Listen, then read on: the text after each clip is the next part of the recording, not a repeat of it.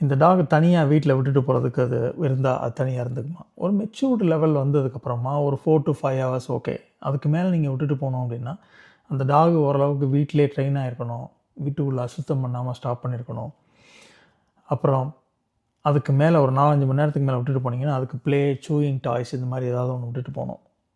இல்லைன்னா அந்த டாக்ஸுக்கு வந்து செப்பரேஷன் ஆங்ஸைட்டி, தனியாக இருக்கிறதுனால வர்ற ஒரு பதட்டம், அந்த மாதிரி வர டாக்ஸ் வந்து ஒரு வேலை வந்து ரொம்ப அழுத்தத்துக்குள்ளே, மன அழுத்தத்துக்குள்ளே போச்சுன்னா சுற்றி இருக்கிற பொருட்களை கடிக்க ஆரம்பிக்கும், அதிகமாக குலைக்கும். இதில் ஆண் நாய் வளர்க்குறதா இல்லை பெண் நாய் வளர்க்குறது சரியாக இருக்குமா? இதில் 2 டாகையுமே நீங்கள் செலக்ட் பண்ணலாம். எது வேணாலும் நீங்கள் செலக்ட் பண்ணலாம். ஆனால் கொஞ்சம் ப்ரொடெக்டிவாக இருக்கணும்னு நினச்சிங்கன்னா ஆண் நாயை செலக்ட் பண்ணுறது நல்லது. இல்லை ஃபஸ்ட் டைம் ஓனர் ஏன்னா கொஞ்சம் காமாக இருக்கணும் டாகு, இன்னும் கொஞ்சம் எனர்ஜி லெவல் கம்மியாக இருக்கணும், என்னால் வந்து இன்னும் கொஞ்சம் ஈஸியாக கண்ட்ரோல் பண்ண முடியணும் அப்படின்னா நீங்கள் ஃபீமேல் டாகை வாங்கி வளர்க்கலாம்.